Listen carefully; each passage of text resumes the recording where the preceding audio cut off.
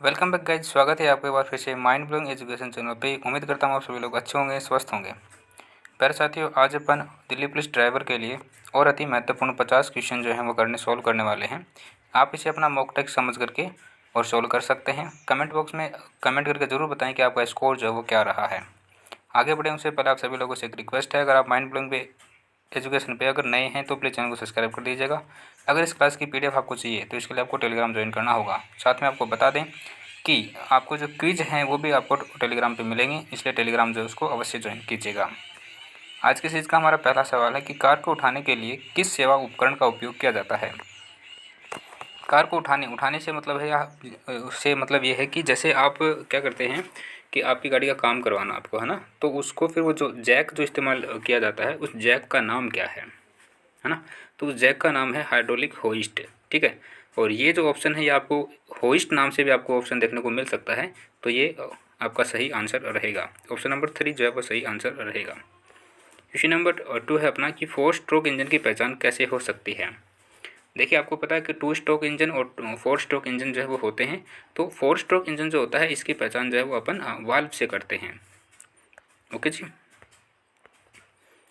देखिए पौंडुचेरी के लिए व्हीकल कोड क्या है। अलग अलग स्टेट के लिए अलग अलग व्हीकल कोड होते हैं। तो यहाँ पर आपसे पौंडुचेरी के लिए पूछा गया है, तो पौंडुचेरी के लिए क्या होगा, PY होगा। ठीक है, ऑप्शन नंबर 3 इसका सही जवाब होगा। राजस्थान के लिए RJ होगा, हरियाणा के लिए HR होगा, चंडीगढ़ के लिए CH होगा। ठीक है, पंजाब के लिए PB होगा। इस तरीके से आपको जो ये सारे कोड जो हैं आपको याद होने चाहिए। क्वेश्चन नंबर 4 है कि हेलमेट लगाना किस धारा के तहत अनिवार्य है। ऐसी कौन सी धारा है जो ये कहती है कि आपको हेलमेट जो है वो लगाना ही होगा। तो आपको बता दें कि हेलमेट के लिए धारा 134 जो है वो ये कहती है कि आपको 2 व्हीलर के ऊपर हेलमेट लगाना अनिवार्य होगा। आगे की तरफ झुके हुए स्पोक सहन करते हैं। जो गाड़ी होती है आपकी उसमें आगे की तरफ जो स्पोक झुके हुए होते हैं वो क्या सहन करते हैं, तो वो ब्रेकिंग टार्क जो होता है उसको सहन करते हैं। टेकोमीटर का क्या कार्य होता है। आपने देखा होगा आपकी गाड़ी के अंदर 3 मीटर होते हैं ना, तो उसमें टेकोमीटर जो होता है उसका क्या कार्य होता है। आपकी गाड़ी में 3 मीटर होते हैं, तीनों के ही बारे में अपन यहाँ पर आज डिस्कस करेंगे। तो इसमें सबसे पहले टेकोमीटर जो है उसके बारे में अगर अपन जाने तो टेकोमीटर जो होता है वैसा है तो ये घूर्णन गति जो होती है गाड़ी की, टायरों की जो घूर्णन गति होती है उसके बारे में आपको सूचित करता है। ओके जी, फिर अपन बात करें स्पीडोमीटर का क्या कार्य है। तो यहाँ पर स्पीड की बात आ रही है, तो स्पीड मतलब स्पीड ज्ञात करने के लिए ऑप्शन नंबर 3 जो है आपका सही जवाब होगा। फिर बात करते हैं ओडोमीटर की। तो ओडोमीटर जो है वो क्या काम करता है। ओडोमीटर जो है वो सिंपल सा क्या करता है, वाहन द्वारा तय की गई दूरी जो है उसको बताता है, यानी कि आपकी गाड़ी जो कितना किलोमीटर चली है। ठीक है, क्वेश्चन नंबर 9 है अपना कि ऑटो रिक्शा पर ऐसे सकल वाहन जिसका वजन 1500 किलोग्राम के बराबर है किस कैटेगरी के अंतर्गत आते हैं, L1, L2, L3 या फिर L5N। तो जो ऑटो रिक्शा जिसका भार जो है वजन जो है वो 1500 किलोग्राम के बराबर होता है वो L5N कैटेगरी के अंतर्गत आते हैं। दबे हुए मिश्रण को जलाना किस स्ट्रोक के अंतर्गत आता है।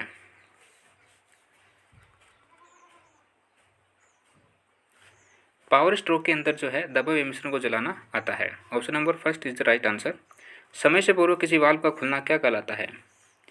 टाइम से पहले कोई वाल्व जो है वो खुल जाता है तो उसको क्या कहा जाएगा कि वाल्व लीड हो गया है या फिर वाल्व लीक हो गया है, और वाल्व ओवरलैप हो गया है या फिर इनमें से कोई नहीं। तो इसको अपन बोलेंगे वाल्व जो है वो लीड हो गया है। ठीक है जी, ऑप्शन नंबर 1 जो है आपका सही जवाब होगा। क्वेश्चन नंबर 12 अपना कि डीजल इंजन में शक्ति प्राप्त करने के लिए डीजल को किस प्रकार जलाया जाता है। यानी कि जो डीजल की जितनी भी गाड़ियाँ होती हैं उसमें डीजल जो वो किस प्रकार से जलता है ताकि गाड़ी को जो पावर मिल सके और गाड़ी आगे बढ़ सके। तो दबी हुई गर्म हवा में डीजल स्प्रे करके जो है वो डीजल की गाड़ियों में और डीजल को जो है वो जलाया जाता है ताकि इंजन को जो है शक्ति प्राप्त हो सके, पावर प्राप्त हो सके। क्वेश्चन नंबर 13 है कि टायरों में कटी ट्रेड डिजाइन का उद्देश्य क्या है। आपने देखा होगा कि जैसे व्हीकल में जो टायर होता है ना, तो आपने यहाँ पर देखे होंगे कुछ ऐसे टेढ़े मेढ़े और एक बीच में एक ऐसे कट सा मिलता है आपको, साथ में यहाँ पे थोड़ा सा साइड बार में कुछ कट आपको देखने को मिलते हैं, है ना। तो वो डिज़ाइन क्यों दिए जाते हैं, है ना। होने को तो गाड़ी का जो टायर है वो एकदम सिंपल भी हो सकता है, जैसे घिस जाने के बाद हो जाता है, ऐसे भी तो हो सकते थे टायर। फिर जो है उसमें जो ट्रेड डिज़ाइन जो है वो क्यों दिया गया है, तो ऐसा इसलिए दिया गया है ताकि जो वाहन होते हैं अपने, है ना, उनके टायरों में आवाज़ जो है वो कम की जा सके, टायरों की जो आवाज़ है ना वो कम हो सके। अदरवाइज़ टायरों की आवाज़ आपको पता है, जैसे रोड रोलर जो चलता है तो वो किस तरीके की आवाज़ करता होगा, है ना। या फिर आपने पुराने ज़माने में, अभी भी आपने जैसे जो बग्गी होती है ना, जो शादियों में काम में ले जाती हैं, क्या बोलते हैं उसको, रथ बोलते हैं ना, तो उस वो जो रथ होता है उसके ऊपर ऐसे कटी फटी लाइनें नहीं होती हैं, उसमें वो काठ का टायर होता है पहिया, और उसके ऊपर रबड़ की जो है एक वाल प्रत जो वो चढ़ाई जाती है। तो आपको पता है ना वो किस तरीके से मतलब आवाज़ कितनी तेज़ आवाज़ करता है। क्वेश्चन नंबर 14 अपना कि टायर के बाहर का भाग जो सड़क पर घूमता है क्या कहलाता है, तो उसको अपन कहेंगे ट्रीड। ऑप्शन नंबर बी जो है सही आंसर होगा, इसको अपन ट्रीड कहेंगे, है ना। बोल जाते हैं कि ट्रीड फट गई है, ट्रीड घिस गई है, तो वो इसी को बोला जाता है। व्हील सिलेंडर का कौन सा पार्ट ब्रेक ऑयल को सील करता है, जो अपना ब्रेक ऑयल होता है उसको सील करने का काम जो है वो कौन करता है, तो कप जो होती है ना, कप, उसके अंदर एक कप लगी हुई होती है, वो कप उसको क्या करती है, सील करने का काम करती है। आपको बता दें कि डिलीवरी वाल्व जो है वो कहाँ खुलता है। डिलीवरी वाल्व जो होता है प्यारे साथियों वो डीजल के दबाव द्वारा खुलता है। अगर आपको क्लास पसंद आ रही है तो I request you please class को लाइक ज़रूर कीजिएगा, इससे मोटिवेशन मिलता है। देखिए कहता है कि एयर फिल्टर का मुख्य अवयव होता है, जो आपका एयर फिल्टर होता है गाड़ी के अंदर, उसका जो मेन अवयव है वो क्या होगा। देखो इसमें कार्टिज भी है और वाल्व भी है ना, तो कौन सा होगा इसमें, अगर एक को अगर चुना जाए तो वो कार्टिज होगा, है ना। अगर आपके एग्जाम के अंदर इस तरीके के ऑप्शन अगर आपको देखने को मिलते हैं तो कार्टिज जो है उसको सही करके आना है। ओके, क्वेश्चन नंबर 18 है अपना कि एक अत्यधिक गति से गाड़ी चलाना किस एक्ट के अंतर्गत आता है, या फिर आप कह सकते हो कि ओवर स्पीड में गाड़ी चलाना जो वो किस में आता है। तो ये इस सवाल को लेकर के आपको कंफ्यूज बिल्कुल भी नहीं होना है। इसमें आएगा ऑप्शन नंबर 3, 183(1) के अंतर्गत जो है ऐसा बोला गया है। ठीक है, यहाँ पर 183 जो है वो भी आपको देखने को मिल सकता है। जिस दिन आपको 183(1) ना मिले ना, उस दिन आपका ऑप्शन जो है 183 होगा। ठीक है, इस चीज़ को ध्यान में रखना है। लेकिन एक्चुअल बात जो है ना, अगर मोटर व्हीकल एक्ट 2019 की अगर अपन बात करें, 19 की जो अभी हुआ है उसके अकॉर्डिंग अगर अपन बात करें तो फिर वो 183(1) के अंतर्गत जो है ओवर स्पीड का मैटर जो है वो आता है। ठीक है, और मोटर वाहन अधिनियम 1988 की अगर बात करें तो फिर उसमें 183 जो है वो बोला गया है। ठीक है, और ऐसी ही सिचुएशन अगर आपके सामने फंस जाए, है ना, तो फिर आपको क्या करना है, जैसे उसमें आप कहीं पर भी सवाल के अंदर ये नहीं लिखा है कि मोटर वाहन अधिनियम 1988 या फिर मोटर वाहन अधिनियम 2019 के अनुसार, ऐसा नहीं लिखा है। ऐसे सिंपल सा इस तरीके से क्वेश्चन लिखा हुआ है, तो फिर उसमें आपको ऑप्शन नंबर 3 जो है वही सही करना है। क्योंकि बाद में क्या होगा कि अगर इस क्वेश्चन को कंपनी गलत करार देती है तो इस पर ऑब्जेक्शन जो है वो उठाया जा सकता है और आप अच्छे मार्क्स जो है वापस से ले सकते हैं। क्वेश्चन नंबर 19 है कि असुरक्षित वाहन का प्रयोग किस एक्ट के अंतर्गत अपराध माना गया है।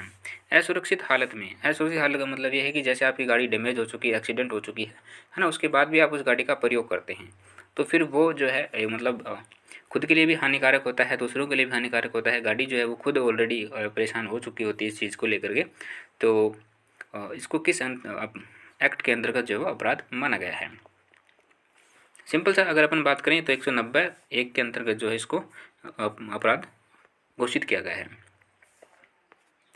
क्वेश्चन नंबर 20 अपना कि आप क्या कदम उठाएंगे यदि आप बड़ी सड़क के बीचों बीच पीली लाइट को पार करते समय फंस जाते हैं। आपने देखा होगा कि पीली लाइट जो है वो हो चुकी है और आपकी गाड़ी जो है वो चल रही है ना, और उसके बाद वो पीली लाइट हो गई। ठीक है, तो फिर आप क्या करेंगे, है ना। मान लीजिए ये चौराहा है और चौराहे में आपको इस तरीके से जाना है, यहाँ पर लाइटें जो वो लगी हुई हैं, तो अगर आप सपोज कीजिए पार करते जैसे ही आप पार करने की कोशिश कर रहे हैं उस कंडीशन में वो पीली लाइट जो वो चस गई, है ना, मतलब ऑन हो गई, तो फिर क्या करोगे आप अपनी गाड़ी को पीछे नहीं लेके आना आपको, है ना, आगे की तरफ जो वो बढ़ते जाना है। ठीक है, ऐसा क्यों नहीं करना, गाड़ी पीछे क्यों नहीं आएगी। देखिए जैसे ही पीली बत्ती जैसे कि लगेगी तो फिर इस साइड की जो गाड़ियाँ हैं वो भी दौड़ेंगी, है ना, और इस साइड की जो गाड़ियाँ हैं वो भी दौड़ेंगी। हो सकता है कोई भी एक साइड की गाड़ियाँ जो वो चलना स्टार्ट कर देंगी, तो फिर ना तो आप दाएं जा सकते ना आप बाएं जा सकते, पीछे आप नहीं आ सकते। पीछे क्यों नहीं आ सकते, क्योंकि जस्ट आपके पीछे एक गाड़ी और होगी 101%, है ना, तो पीछे आप नहीं आ सकते। तो आपको क्या करना है, सावधानी से वाहन जो वो आगे की तरफ चलाते रहेंगे। ठीक है, ध्यान रखना इन चीज़ों का। क्वेश्चन नंबर 21 है कि शराब पीकर वाहन चलाने के एक श्वसन प्रशिक्षण में यातायात पुलिस क्या इस्तेमाल करती है। जनरली आपने देखा होगा रोड साइड के ऊपर कि जो ट्रैफिक पुलिस होती है वो कि ड्राइवर ने शराब पी रखी है या नहीं पी रखी है, तो उसके लिए वो जांच करती है। तो जांच करती है तो वो एक आपके पास एक यंत्र होता है छोटा सा, है ना, उस यंत्र में फूंक मरवा के देखती है आपसे, ठीक है।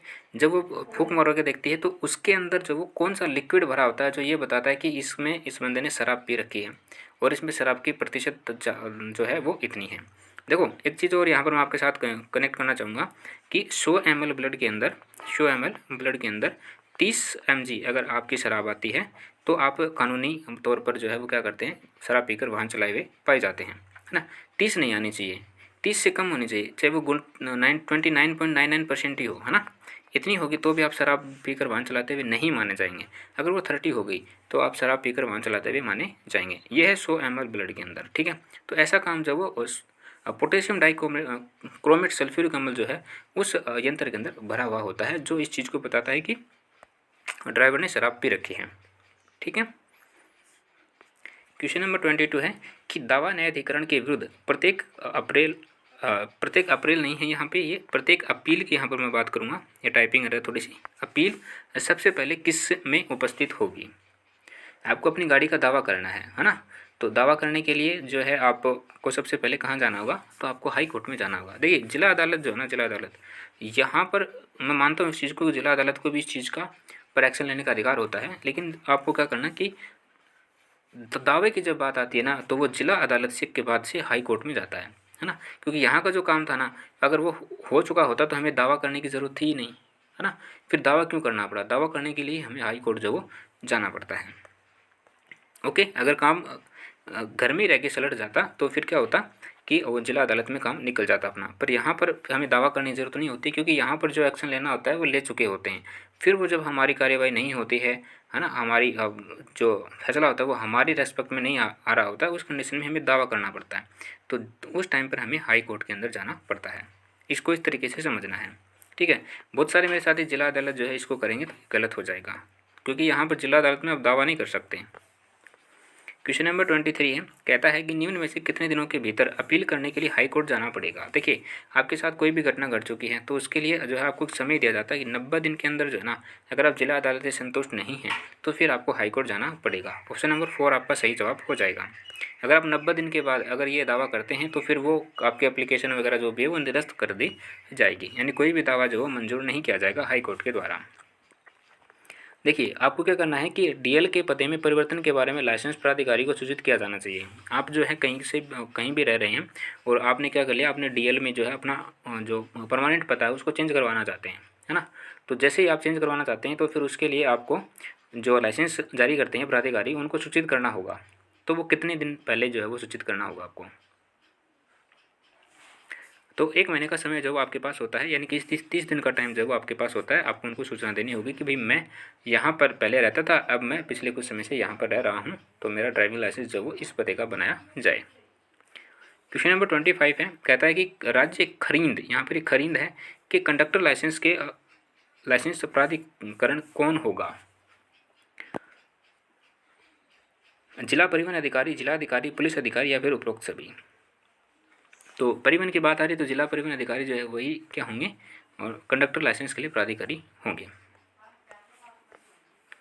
26 नंबर क्वेश्चन है अपना कि अगर किसी व्यक्ति को 42 साल की उम्र में कंडक्टर का लाइसेंस मिलता है तो लाइसेंस कितनी उम्र तक वैध रहेगा? हाँ, तो देखो जैसे कि जितनी छोटी उम्र में अगर कंडक्टर लाइसेंस बनवा लिया जाए तो उसकी उम्र होती है 30 साल की, ठीक है। चाहे आप कब भी बनवाएं 30 साल तक की उम्र होती है। लेकिन अगर आप 30 साल की उम्र के बाद अगर कंडक्टर लाइसेंस बनवाते हैं तो उसकी उम्र जो है 10 साल बढ़ जाती है, 30 से 40 होगी, है ना। अगर आप 40 साल की उम्र में बढ़वाते हैं, 40 साल या 40 साल के बाद अगर बढ़वाते हैं तो फिर वो 10 साल और बढ़ जाएगी, तो वो 50 हो जाएगी, ठीक है। तो इसमें 50 यानी 42 साल की उम्र में क्या किया आपने, अपना कंडक्टर लाइसेंस जो वो रिन्यू कर बनवाया है, तो फिर 10 साल बढ़ेंगी। तो इसमें ऑप्शन के अकॉर्डिंग अपन चलें तो फिर वो 52 साल तक जो है वैलिड रहेगा। 10 साल यानी 42 की उम्र में बनाओगे, 10 साल अगर आप 42 में ऐड करोगे, है ना, तो कितना होगा 52 ईयर, क्योंकि वो 10 साल के लिए ही बनेगा, ठीक है जी। तो 52 साल तक जो है वो आपका वैलिड रहेगा, उसके बाद वो निरस्त कर दिया जाएगा और कंडक्टर लाइसेंस एक बार ही बनेगा आपको। क्वेश्चन नंबर 27 है कि वाहन पंजीकरण शुल्क का भुगतान करने के लिए किसी छूट दी गई है। जो आपका आरसी होता है उसके ऊपर रजिस्ट्रेशन जब आप करवाते हैं तो उसमें कुछ छूट दी जाती है। किस प्रकार के वाहनों को दी जाती है? देखिए, जो विदेशी काउंसिल अधिकारी होते हैं उनको दी जाती है। पहली चीज़, ट्रैक्टर केवल कृषि कार्यों के लिए उपयोग किए जाने वाले इरादे से रखते हैं, है ना। ट्रैक्टर जो है ना, ट्रैक्टर केवल कृषि कार्य के लिए होना चाहिए। ये नहीं कि आप उनको पहाड़ी में चला रहे हैं या फिर आप उनको लोडर में चला रहे हैं ना, तो ऐसा नहीं होना चाहिए। तीसरा है कि मोटर एम्बुलेंस का उपयोग केवल बीमारों के परिवहन के लिए किया जाता है। जो एम्बुलेंस वगैरह होती है ना, उनको भी रजिस्ट्रेशन में छूट मिलती है। ठीक है, तो ऑप्शन नंबर 4 जो है उपरोक्त सभी ये आपका सही आंसर हो जाएगा। क्वेश्चन नंबर 28 है अपना कि भाड़े पर चलने वाले माल वाहकों द्वारा सड़क मार्ग से ढोए गए माल को इकट्ठा करने, अग्रेषित करने या वितरित करने के व्यवसाय में लगे किसी व्यक्ति को क्या कहा जाता है? भाड़े पर चलने वाले माल वाहक, यानी कि आपने देखे होंगे कुछ गाड़ियाँ ऐसी होती हैं जो भाड़े पर चलती हैं, है ना। तो फिर उसमें जो मतलब मान लीजिए कहीं से कुछ सामान लेके आना है और फिर उसको कहीं दूसरे स्थान पर छोड़ के आना है ना। तो अग्रेषित करना या वितरित करना, ठीक है, तो इसको क्या कहा जाएगा? इसको कहा जाएगा एजेंट। एजेंट कहा जाएगा इसको, ठीक है जी। क्वेश्चन नंबर 29 है अपना, कहता है कि मोटर वाहन अधिनियम 1988 कब से लागू होता है? तो ये आपको पता है 1 जुलाई और 1989 से इसको जो है एक्टिवेट किया जाता है। क्वेश्चन नंबर 30 है अपना कि माल श्रेणी के अंतर्गत कौन आता है? माल श्रेणी, तो माल श्रेणी के अंदर जैसे कि उपकरण जो आमतौर पर वाहन के साथ प्रयोग किए जाते हैं, जैसे कि स्टेपनी हो गया, है ना, फर्स्ट एड किट हो गया, और जितने भी टूल्स होते हैं गाड़ी के, प्राथमिक टूल्स जो गाड़ी में काम में आने चाहिए वो हो गए। या फिर ऑप्शन नंबर 2 है कि वाहन में यात्रा करने वाले यात्रियों का निजी सामान, तो ये क्या माल के अंदर आता है? नहीं आता है ना। तो जो पशु होता है ना, पशु, वो आता है इसके अंतर्गत, माल श्रेणी के अंतर्गत। इस चीज़ को ध्यान रखना है। क्वेश्चन नंबर 31 है कि 6 से अधिक यात्रियों को ले जाने के लिए निर्मित मोटर वाहन चालक को छोड़कर 12 तक यात्रियों को ले जाने के लिए क्या कहा जाता है? देखिए, ड्राइवर को छोड़ देना है और 6 से 12, मैक्सिमम जो है वो 12 होने चाहिए। ड्राइवर जो है वो 13वें नंबर का होगा, लेकिन उस गाड़ी में सिर्फ 12 सवारी जो है मैक्सिमम आ सकती हैं। इससे ज़्यादा अगर आप लोगे तो फिर आपके ऊपर कार्रवाई होगी। तो ऐसा कौन सी गाड़ी में करते हैं? तो मैक्सी कैब जो होती है उसके अंदर ऐसा किया जा सकता है। क्वेश्चन नंबर 32 है अपना कि परिवहन वाहन चलाने के लिए शिक्षार्थी लाइसेंस के लिए एक हल्की मोटर वाहन चलाने में कम से कम कितना अनुभव होना चाहिए? कितना अनुभव जो वो आपके पास होना चाहिए, ऐसा इसमें कहा गया है।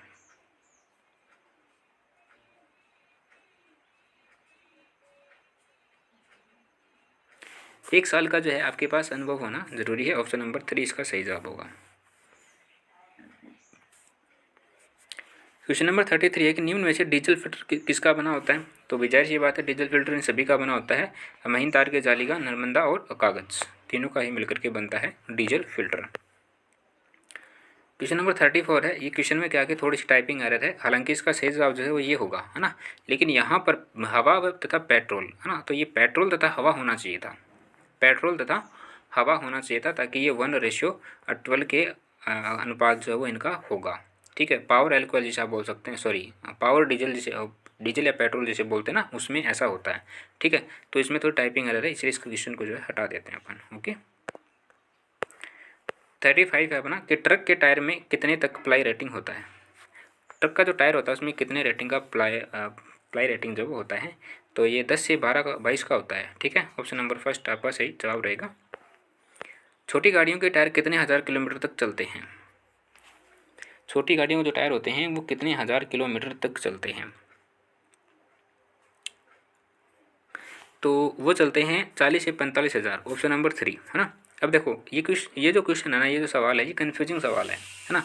कहीं पर आपको जो है इसके ऑप्शन जो है वो लाइक 20 से 30 मिलेगा, फिर 30 से 40 भी मिलेगा, ठीक है, और 40 से 50 मिलेगा, है ना। तो ऑप्शन के अकॉर्डिंग जो है ना, इस सवाल का जो जवाब है वो 40 से 45 हज़ार किलोमीटर होगा। ठीक है, हो सकता है कि आपको इसी सवाल के जो ऑप्शन है वो ये मिल जाए, 20,000 किलोमीटर, 30,000 किलोमीटर, 40,000 किलोमीटर और 50,000 किलोमीटर, है ना। तो उस कंडीशन में आपको 40 आंसर करके आना है। ठीक है जी, वो ऑप्शन पे डिपेंड करता है। तो ये जो सवाल था ये ऑप्शन के अकॉर्डिंग जो है वो हम इसको ऑप्शन नंबर 3 जो है वो सही आंसर करेंगे। बाकी आप जो है, आप क्या समझते हैं इन चीज़ों के बारे में, या फिर आपका क्या राय है, वो आप कमेंट बॉक्स में ज़रूर पिन कर सकते हैं ना। ऑब्जेक्शन वाला सवाल नहीं है। क्वेश्चन नंबर 37 है कि इंजन चौक का कारण है। इंजन चौक क्यों हो जाता है? ओवरफ्लो होने के कारण हो जाता है, सिंपल सी बात है। 38 है कि बैटरी की ग्रेविटी मापते हैं। किस में मापते हैं भाई बैटरी की ग्रेविटी? आपको पता है हाइड्रोमीटर में नापते हैं, है ना। जब आप दिल्ली पुलिस ड्राइवर बन जाएंगे तो फिर जो आपको गाड़ी दी जाएगी चलाने के लिए, उसकी समस्त जितनी भी रिस्पॉन्सिबिलिटी होती हैं, वो इंजन को लेकर हो, वो टायर को लेकर, वो मेंटेनेंस को लेकर के हो, वो बैटरी को लेकर के हो, वो सारी की सारी आपके ऊपर थोप दी जाएंगी। ठीक है। अगर कोई भी मिस्टेक होती है तो आपको उसको अवगत कराना पड़ेगा अधिकारी को कि भाई इस गाड़ी के अंदर ये दिक्कत जो वो हो गई है।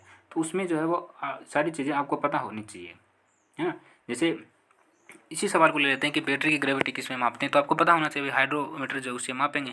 तो आपको जो है वो महीने के महीने 15 दिन में 20 दिन में जो वो क्या करना होगा, मतलब जो आपको जो ट्रेनिंग मिलेगी उसमें बता दिया जाएगा कि इतने दिन में आपको जो है वो बैटरी की ग्रेविटी नापते हुए रहना है। ठीक है। तो इसके लिए आपको हाइड्रोमीटर जो वो दिया जाएगा। क्वेश्चन नंबर 30 अपना कि एयर कूल्ड इंजन सिलेंडर के बाहर बनी पत्तियां क्या कहलाती हैं? तो ये तो सिंपल सा सवाल है, फिन्स कराती है ना।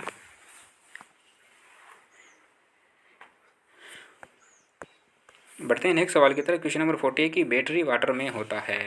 बैटरी वाटर में क्या होता है? बैटरी वाटर जो होता है ना, जिसको अपन बोलते हैं ना कि इसको पानी डाल दो, तो वो तो इसमें 40% जो है सल्फ्यूरिक अम्ल होता है और 60% क्या होता है नॉर्मल आशुद्ध जल जिसे अपन बोलते हैं ना, वो होता है आशुद्ध जल उसमें मिलता है।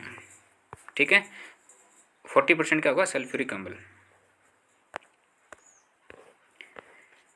क्वेश्चन नंबर 41 अपना कि निम्नलिखित यातायात लाल सीमा रेखा और लाल पट्टी सहित क्या सूचित करता है?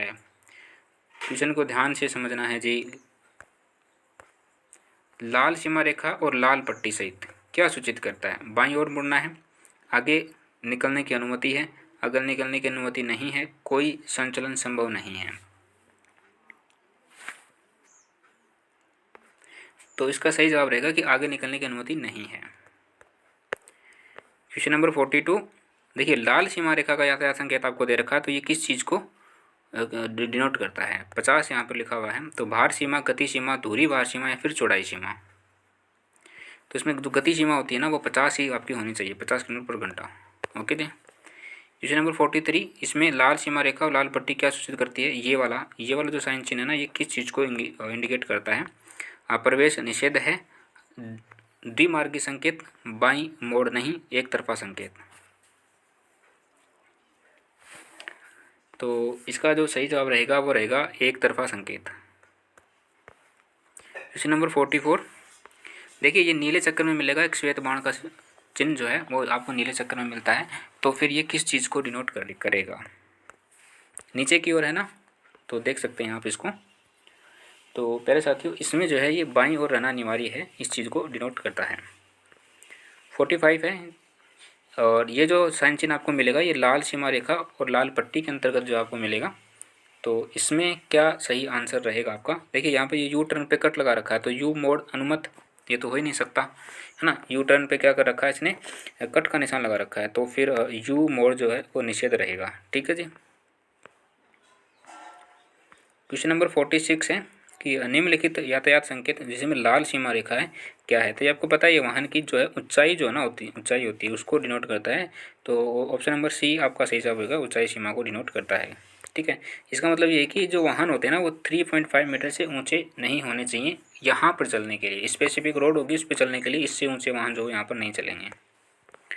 ओके। क्वेश्चन नंबर 47 ये जो आपको संकेत चिन्ह दिख रहा है इसमें नीला चक्का और श्वेत बाण, तो ये किस चीज़ को डिनोट करता है? आगे जाना अनिवार्य या दाएं मुड़ें, दाएं मुड़ें, दाएं मुड़ना अनिवार्य या फिर आगे बाएं जाएं, आगे जाएं। क्या आपका सही आंसर जो इसमें रहने वाला है? आगे जाना अनिवार्य या फिर दाएं मुड़ें। ठीक है, दोनों चीज़ आपको दिख रही हैं इसमें, ऑप्शन नंबर ए आपका सही जवाब रहेगा। 48 में आपको दिख रहा है कि ये किस चीज़ को डिनोट करेगा ये वाला साइन चिन्ह? तो ये लंबाई सीमा जो होती है ना, लंबाई सीमा उसको डिनोट करता है ना, सॉरी ये भार सीमा को डिनोट करता है, भार सीमा। ऑप्शन नंबर सी आपका सही जवाब रहेगा। और माफ़ कीजिएगा हुजूर, हमने क्या कर दिया है, ये 48 का था ना। हाँ, ये लंबाई सीमा को डिनोट करता है, लंबाई सीमा ना, वाहन की जो लंबाई है वो इतनी ही होनी चाहिए। ओके। क्वेश्चन नंबर 49 ये जो यातायात संकेत है जिसमें एक चक्का बना हुआ है और इसमें एक चौड़ी पट्टी जो वो बनी हुई है, तो ये किस चिन्ह को मतलब क्या प्रदर्शित करता है, ये प्रतिबंध समाप्त जो है इसको बोलता है कि प्रतिबंध यानी कि लिमिट्स होती है ना कि भाई यहाँ पर आप गाड़ी इतने किलोमीटर प्रति घंटा की रफ्तार से चला सकते हैं, पार्किंग वगैरह जो भी आपके प्रतिबंध होते हैं वो सारे यहाँ पर समाप्त किए जाते हैं, ऐसा ऐसा बोलता है। अज्ञापक यातायात संकेतों को किस में सूचित किया जाता है, तो ये आयतीय रूप में सूचित किया जाता है। एक आयत होगी उसके अंतर्गत आपको आदेश दिए जाएंगे, आदेशात्मक चिन्ह जो है इसको आप बोल सकते हैं। ओके जी, तो मैं उम्मीद करता हूँ कि ये क्लास आपको पसंद आई होगी। आज के लिए इतना ही रखते हैं। Thank you so much, have a good day.